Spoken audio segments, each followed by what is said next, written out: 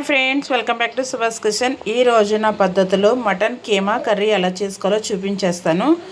చాలా సింపుల్గా అండ్ టేస్టీగా చేస్తాను నేను. సో నేను ఎలా చేస్తాను అన్నది చూపించాలనుకుంటున్నాను. సో ఇప్పుడు మనం ఈ కీమా కర్రీ ఎలా చేసుకోవాలో ప్రాసెస్ అయితే చూసేద్దాము. నేను అయితే కీమాని కడిగేసి శుభ్రం చేసి పెట్టుకున్నాను. ఇప్పుడు దీనికోసం మనం మసాలా పేస్ట్ రెడీ చేసుకుందాము. మటన్ కీమా కోసం ఫస్ట్ నేను మసాలా అయితే రెడీ చేసుకుంటున్నాను. దానికి ఒక చిన్న అల్లం ముక్క చిన్న చిన్న ముక్కల కింద కట్ చేసుకుని వేసుకుంటున్నాను. అలాగే వెల్లుల్లి, అంటే నేను క్వాంటిటీ చెప్పట్లేదు, ఇది 2 కర్రీస్కి సరిపడగా చెప్తున్నాను, కానీ మసాలా ఒకటే. సో ఫస్ట్ అల్లం వేసుకున్నాను, తర్వాత వెల్లుల్లి వేసుకున్నాను, ఒక 3 ఇలాచీలు కూడా వేసుకుంటున్నాను. అలాగే చిన్న దాల్చిన చెక్క వేసుకుంటున్నాను, ఒక 4 లవంగాలు వేసుకుంటున్నా. ఇందులో నేను ఇప్పుడు 1 స్పూన్ జీలకర్ర వేసుకుంటున్నాను. అలాగే 1 స్పూన్ ధనియాలు వేసుకుంటున్నాను. నేను ఇక్కడ క్వాంటిటీ చెప్పలేదు, మసాలా అయితే ఒకటే, ఎందుకంటే నేను 2 కర్రీస్ చేస్తున్నాను కాబట్టి. సో మటన్ కర్రీలో కూడా వేసుకుంటాను కాబట్టి మసాలాలు ఏమేమి వేసారు అనేది చెప్పేసాను నేను. సో ఇప్పుడు మెత్తగా మనం దీన్ని మిక్సీ పట్టుకుందాము. చూడండి, మనకి కర్రీకి మసాలా అయితే రెడీ అయిపోయింది. ఇది పక్కన పెట్టుకుని మనం ఇప్పుడు కర్రీ ప్రాసెస్ అయితే స్టార్ట్ చేసేద్దాము. నేను ఈ కీమా కర్రీ కోసం 2 మీడియం సైజు ఉల్లిపాయలు తీసుకున్నాను. ఇవి చిన్న చిన్న ముక్కల కింద కట్ చేసుకుని ఇందులో వేసి పేస్ట్ లాగా చేసుకుందాము. చూడండి, ఇందులో వేసుకుని నేను పేస్ట్ లాగా చేసుకున్నాను. ఇప్పుడు ఇది కూడా పక్కన పెట్టేసి కర్రీ ప్రాసెస్ స్టార్ట్ చేద్దాము. చూడండి, కర్రీ కోసం నేను ప్యాన్ పెట్టుకుని 2 స్పూన్స్ ఆయిల్ అయితే వేసుకున్నాను ఫస్ట్.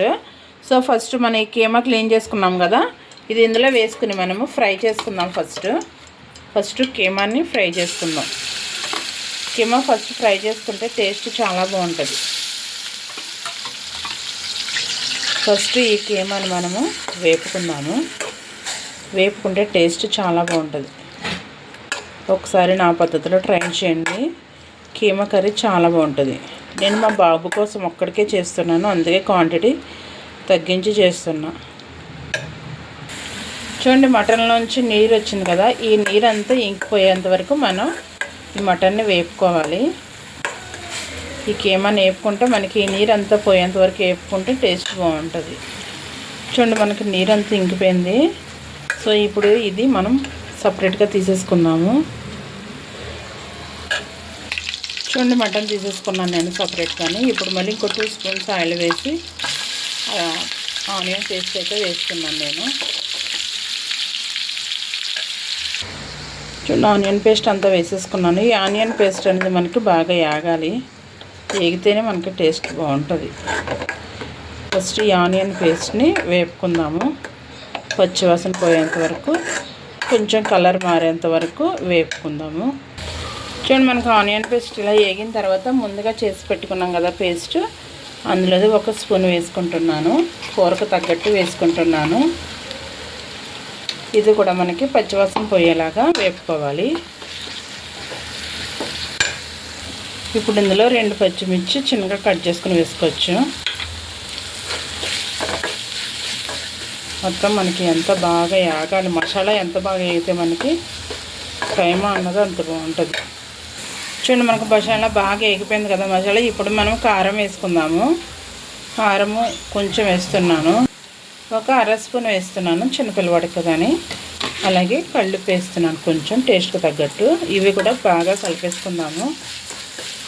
ఇదంతా బాగా కలిపేసుకుని మనం పచ్చివాసన పోవాలి. కారం అనేది పచ్చివాసన పోయిన తర్వాత కీమా వేసేసుకున్నాము.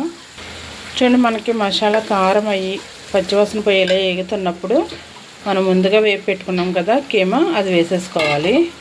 అది వేసేసుకుని ఒక్కసారి మొత్తం అంతా బాగా కలిపేసుకుందాము. చూడండి, అంతా బాగా కలిపేసుకునేలాగా ఇందులో కొంచెం పెరుగు వేసుకుందాము. ఒక 2 స్పూన్స్ పెరుగు వేసుకుంటే మనకి కర్రీ టేస్ట్ అనేది చాలా బాగుంటుంది. ఒక 2 స్పూన్స్ పెరుగు వేసుకుని మొత్తం అంతా బాగా కలిపేసుకుందాము. చూడండి, అంతా బాగా కలిపేసుకున్నాం కదా, ఇందులో ఒక 3 స్పూన్స్ వాటర్ వేద్దాము.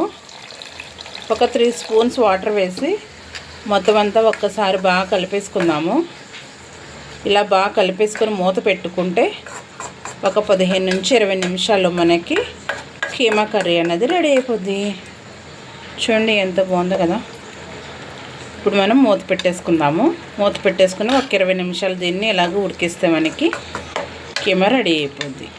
చూడండి, ఫైనల్లీ మనకి కీమా కర్రీ అయితే రెడీ అయిపోయింది. చూసారు కదా ఎంత బాగా వచ్చిందో. దీంట్లో మెయిన్ మనం పెరుగు వేయడం వల్ల చాలా చాలా టేస్ట్ వస్తుంది. పెరుగు వేసి ఒక్కసారి ట్రై చేయండి. ఇలాగా చూసారు కదా, మనకి ఈ కర్రీలో వచ్చేసి ఆయిల్ ఇలా తేలుతూనే ఉండాలి. తేలుతూనే ఉంటేనే మనకి చాలా బాగుంటుంది. సో ఒకసారి నేను చేసిన ప్రాసెస్లో ఒకసారి ట్రై చేయండి, చాలా చాలా బాగుంటుంది. ఇవి స్టవ్ ఆపేసుకుందాము. స్టవ్ ఆపేసుకుని చేసుకోవడం. ఓకేనా, చూసారు కదా, ఫైనల్లీ మనకి కీమా కర్రీ అయితే రెడీ అయిపోయింది నా పద్ధతిలో. సో ఒకసారి మీరు కూడా డెఫినెట్గా ట్రై చేయండి. ట్రై చేసి మీకు ఎట్లా వచ్చిందనేది కామెంట్ సెక్షన్లో అయితే చెప్పడం మర్చిపోవద్దు. ఓకేనా, సింపుల్గా టేస్టీగా ఇలా ఈ విధంగా చేసుకోండి. కీమా కర్రీ చాలా చాలా బాగుంటుంది. ఓకేనా, వీడియో నచ్చితే లైక్ చేసి షేర్ చేయండి. మరిన్ని వీడియోస్ కోసం సుభాష్ కిచెన్ ఛానల్ని సబ్స్క్రైబ్ చేసుకుని సపోర్ట్ చేయండి. ఎంతో టేస్టీగా ఉండే keema curry ready. Bye bye.